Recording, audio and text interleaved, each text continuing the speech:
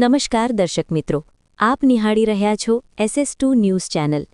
વડિયાના સ્વામિનારાયણ દિવ્યધામ ખાતે હિન્દુ સંમેલન યોજાયું।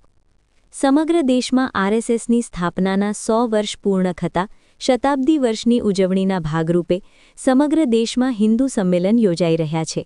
ત્યારે અમરેલી જિલ્લાના છેવાડાના તાલુકા મથક એવા વડિયામાં પણ વડિયા મંડલનું હિન્દુ સંમેલન શ્રી સ્વામિનારાયણ દિવ્યધામ વડિયાના પટાંગણમાં યોજાયું હતું।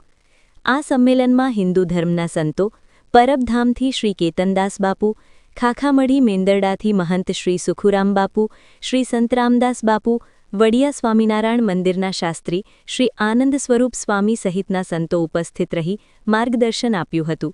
તો RSSના વિપુલભાઈ જોશી અને આનંદ સ્વરૂપ સ્વામીજી દ્વારા હિન્દુ ધર્મના વિકાસ, સંસ્કૃતિનું જતન, પર્યાવરણ જાગૃતિને લઈ આવનારી પેઢીને સંદેશો આપવામાં આવ્યો હતો। તો આ કાર્યક્રમમાં આર્મીમાં ફરજ બજાવતા જવાનો અને તેના પરિવારને સન્માનિત કરી દેશની રક્ષા કાજે રાત દિવસ જાગતા જવાનો પ્રત્યે આદરભાવ સન્માનની ભાવના પ્રગટાવવામાં આવી હતી।